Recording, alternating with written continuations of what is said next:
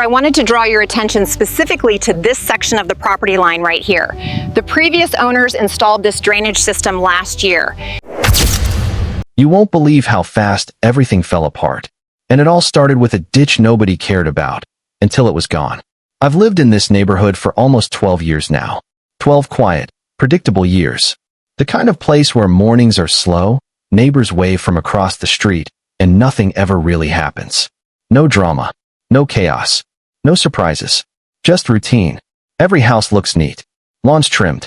Driveways clean. People keep to themselves, but in a good way. Respectful.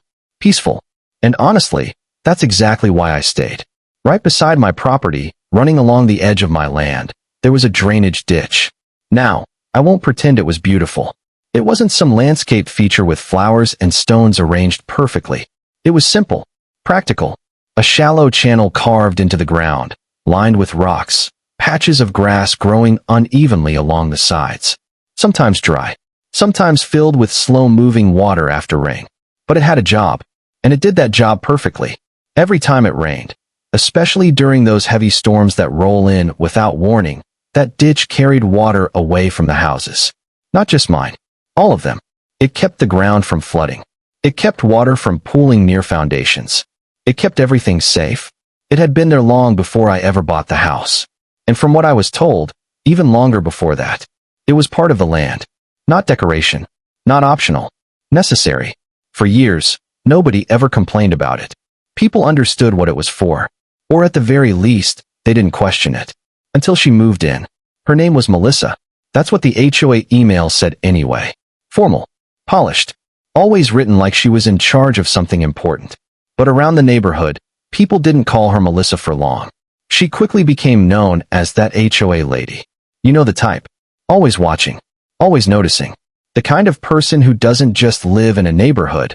She tries to control it. She bought the corner house right next to mine. Big property. Recently renovated. Fresh paint. New driveway. Perfectly trimmed hedges the day she moved in. Everything about it looked intentional.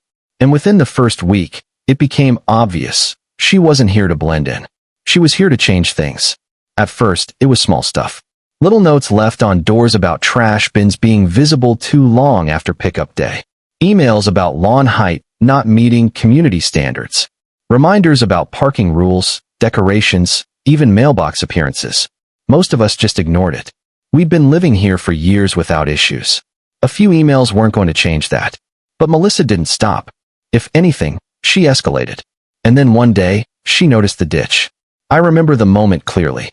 I was outside, doing some light yard work, when I saw her standing near the edge of my property. Arms crossed. Perfect posture. Just staring down at the ditch like it had personally offended her. I walked over, not thinking much of it. "Everything okay?" I asked. She didn't look at me right away. Just pointed down. "This," she said, her voice calm but sharp, "is a problem." I followed her finger, then looked back at her. "It's drainage," I replied simply. She finally turned her head toward me. "It's ugly," she said, "and it's bringing down property values." I almost laughed. Not because it was funny, but because it was so disconnected from reality. I tried to explain. Calmly. Respectfully. "It's there for a reason," I said. "When it rains, all the water flows through here. It keeps everything from flooding." She listened, but I could tell she wasn't really hearing me. Then she gave me a smile. Tight. Controlled. The kind that doesn't reach the eyes. "I'm sure there are better solutions," she said. That was the first red flag. Over the next few days, she brought it up again. And again. Every conversation somehow circled back to that ditch. At first, she phrased it like a suggestion. "Maybe you could clean it up. Maybe add some landscaping. Maybe cover parts of it." But slowly, her tone changed. Suggestions turned into expectations. "You should really do something about it. It doesn't fit the neighborhood. It needs to be fixed." Then came the bigger ideas. Why not just fill it? You could level the ground. Make it look modern. That's when I knew. She didn't understand it at all. Or worse, she didn't care. I told her no. Not aggressively. Not angrily. Just a simple, firm no. Because I understood something she clearly didn't. That ditch wasn't decoration. It wasn't landscaping. It was part of the land's natural drainage system. Mess with it, and you mess with where the water goes. And water doesn't just disappear. It moves. It spreads. It finds somewhere else to go. And when it does, it doesn't ask permission. A week later, I got an email from the HOA. Subject line, Property Concern Notice. I didn't even have to open it to know what it was about. But I did anyway. Inside there were photos. Clear photos of the ditch. My ditch. Taken from different angles, highlighted like evidence in some kind of case. And below them a note, claiming it was neglected, visually unappealing, inconsistent with community aesthetics. I sat there for a moment, just staring at the screen. Then I laughed. At first, it felt ridiculous. Like this couldn't possibly be serious. But the more I read, the more I realized it was. They weren't suggesting anything. They were building a case. I responded immediately. I explained everything, again, that it was a drainage feature, that it wasn't optional, that removing or altering it could cause serious flooding issues. I kept it clear, logical, professional, and then I waited. 1 day passed, then 2. No response. Instead, 2 days later, there was a knock on my door. I already knew who it was before I opened it. Melissa stood there. But this time, she wasn't smiling. No polite expression. No fake friendliness. Just a cold, direct look. We need to resolve this, she said. Straight to the point. There's nothing to resolve, I replied. The ditch stays. Her eyes narrowed slightly. Not surprised. Not confused. Just irritated. We'll see about that, she said quietly. And just like that, she turned and walked away. No argument. No discussion. Just that one sentence. But something about the way she said it stuck with me. Because it didn't sound like a threat. It sounded like a plan. That was the moment I knew. This wasn't over. Not even close. And what I didn't realize yet was just how far she was willing to go to get her way. The morning it happened, I woke up to the sound of engines. Not just one. Multiple. Loud. Constant. Heavy. The kind of sound that doesn't belong in a quiet neighborhood, especially not at 7 in the morning. At first, I thought maybe it was road work somewhere nearby. But then the noise got closer. Too close. I sat up, listening carefully. Engines idling. Metal clanking. Voices shouting instructions back and forth. That's when I knew something wasn't right. I got out of bed and walked straight to the window. And the moment I looked outside, my stomach dropped. There were trucks parked along the edge of my property. Not one or two. Several. Large construction trucks. A dump truck. A small excavator already in position. Workers moving around like they had a schedule to keep. And then I saw what they were unloading. Dirt. Piles of it. Fresh, loose soil being dumped right where the drainage ditch ran. For a second, I just stood there, frozen, trying to process what I was seeing. Then it hit me. No way, I muttered under my breath. I didn't even bother grabbing anything. I just stepped outside immediately, still half in disbelief. Hey, I called out as I got closer. What's going on? One of the workers looked at me briefly, then looked away. No answer. Instead, he lifted his hand and pointed toward the corner house. And that's when I saw her. Melissa, standing there like she owned the entire operation. Sunglasses on. Clipboard in hand. Calm. Focused. Like this was all completely normal. Like she had every right to be doing exactly what she was doing. I walked straight toward her, not even trying to hide the frustration in my voice. What is this? I asked. She didn't hesitate. Not even for a second. We're improving the property line, she said, casually flipping a page on her clipboard. Improving. That word alone told me everything I needed to know. I frowned. That's my ditch. She finally looked up at me. Not anymore, she said. Just like that. No explanation. No apology. Before I could even respond, I heard the loud mechanical shift of a truck behind me. I turned just in time to see the back of the dump truck lift. And then, a full load of dirt came pouring down, right into the drainage ditch. The sound hit hard. Heavy. Final. Like something being buried for good. I felt my chest tighten instantly. Stop, I shouted, turning toward the workers. You can't do that. A few of them hesitated. But not for long. Because Melissa stepped forward, placing herself directly between me and them, blocking my path. It's been approved, she said, raising a stack of papers in her hand. HOA authorization. I glanced at the papers, but only for a second. I didn't need to read them. Because this wasn't about paperwork. That ditch is there for drainage, I said firmly. You fill it. The water has nowhere to go. She tilted her head slightly. The way someone does when they think they're being patient, but aren't. We've consulted professionals, she replied. I shook my head immediately. No, you haven't, I said. Because any real professional would tell you this is a terrible idea. For a moment, There was silence. Then her smile came back. That same controlled, polished smile. "Well," she said softly, "we'll take that risk." And just like that, she stepped aside, giving the workers a clear signal. "Continue." Another truck moved into position. Another load of dirt dropped.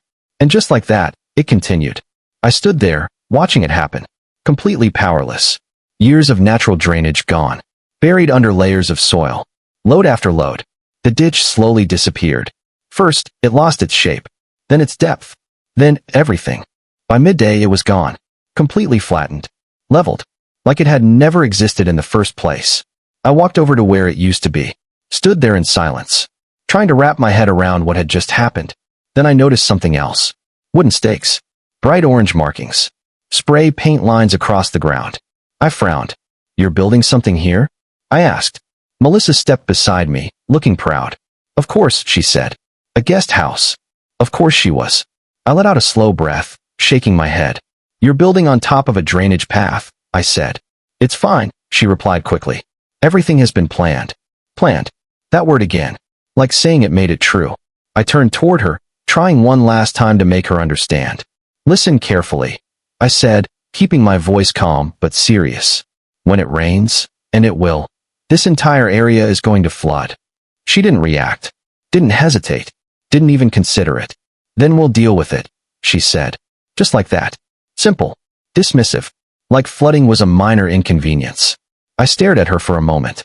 Really looked at her, trying to figure out if she actually believed what she was saying, or if she just refused to admit she could be wrong. But in the end, it didn't matter. Because she had already made her decision, and there was nothing I could do to stop it. "You're making a huge mistake," I said quietly. She just smiled. No response. No concern. Just confidence. The kind of confidence that only comes from thinking you're in complete control. Over the next few days, construction moved fast. Faster than I expected. Almost like they were in a rush. The ground was leveled perfectly. Then came the foundation. Concrete poured right where the ditch used to run. Then framing. Walls going up piece by piece. Within days, you could already see the shape of it. A full structure. A guest house, sitting exactly where water used to flow. I watched it all from a distance. Every step, every decision, every mistake being built into place. Something about the speed bothered me. It felt rushed, like they were trying to finish before something could interrupt them. Or maybe, before something could prove them wrong.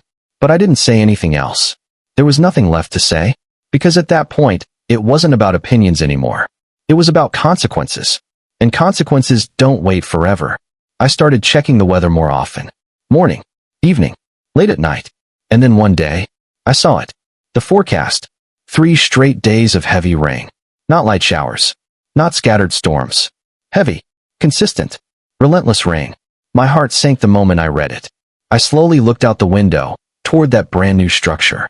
Standing there, fresh, clean, perfect, built directly over the path where water used to run freely.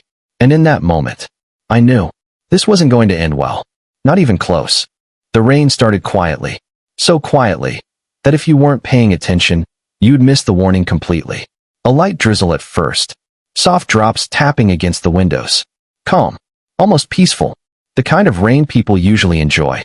If you didn't know better, you'd think it was just another normal day. But I knew better. I had been watching the forecast for days. Waiting. And now it had begun. By late morning, the drizzle didn't stop. It didn't fade. It just continued. Steady. Persistent. Like it had no intention of going anywhere. I stood by the window, arms crossed, watching the ground outside slowly darken as it soaked up the water. At first, everything looked fine. Normal. But then I noticed something small. Water wasn't moving. It was just sitting there. Collecting. That's when the absence of the ditch became real. Because normally, this is exactly where it would take over. Guiding water away. Carrying it safely along its path. Keeping everything under control. But now, there was nothing. No channel. No direction. No escape. By early afternoon, the rain picked up. Heavier drops. Faster rhythm. Louder impact. The kind of rain that doesn't just wet the ground. It overwhelms it. I stepped closer to the window, focusing on the edges of the properties. Small puddles had started forming. At first, they were scattered. Nothing unusual. But within an hour, those puddles grew. They merged. Expanded. turning into shallow pools stretching across the grass. Still manageable. Still not alarming. But I knew where this was heading. By evening, the situation had changed. Completely. The ground was saturated. Fully soaked.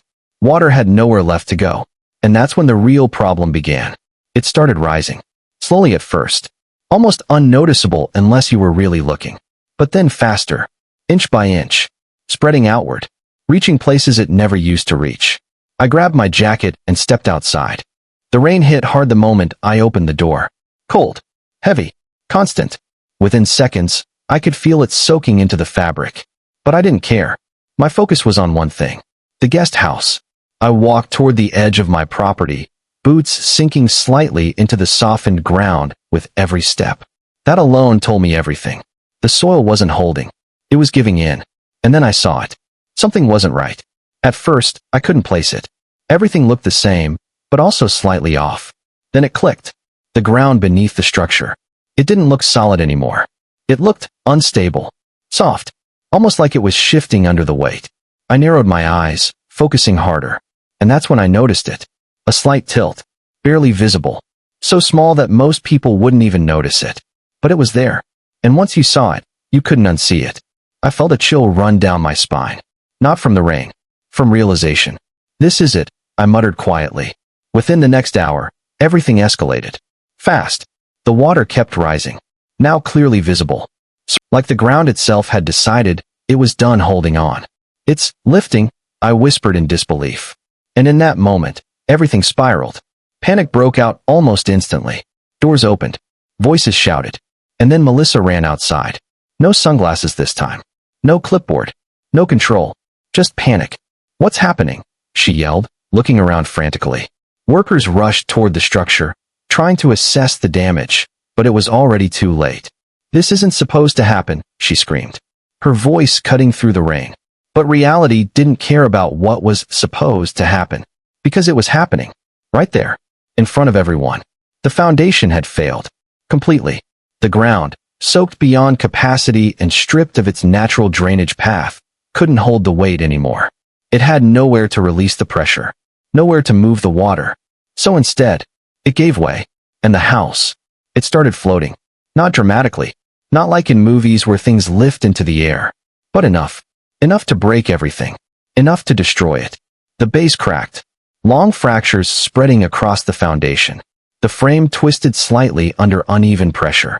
Walls shifted out of alignment. Windows creaked.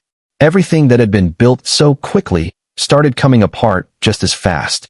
I stood there, watching silently. Because there was nothing left to say. No warning left to give. No argument left to make. This was the result. By early morning, the rain had slowed. Then stopped, leaving behind silence. Heavy, still, uncomfortable silence. I stepped outside again, looking toward the guest house. And what I saw was the aftermath. It stood there, but barely. Crooked, damaged, unstable, completely unusable. The ground around it was uneven, waterlogged, torn apart by pressure and movement. It looked nothing like it had just days before. That perfect, confident structure was gone. Melissa didn't come outside that day, or the next, or even the day after that. The house next door felt empty, quiet in a different way. About a week later, workers returned. But this time, not to build, to tear it all down, piece by piece, carefully dismantling what had failed so quickly. No urgency now, no pride, just quiet work. And then, a few days after that, something changed. New equipment arrived. Different equipment. Not for construction, for excavation. I watched as they began digging. Right along the same line where everything had started. Removing soil. Clearing space. Restoring something that never should have been touched. The ditch. They rebuilt it. Carefully. Almost exactly how it had been before. Same path. Same depth. Same purpose. No announcements. No arguments. No resistance. Just silent acceptance. Because at that point, there was nothing left to argue about. Reality had already made the decision. And reality doesn't care about confidence. It doesn't care about authority. And it definitely doesn't care about arrogance. Water doesn't follow rules. It doesn't listen to plans. It follows nature. Always. And if you ignore that, if you try to control it without understanding it, you don't just make a mistake. You pay for it. Sometimes quietly. And sometimes, in the most visible way possible. Flushed face droplet.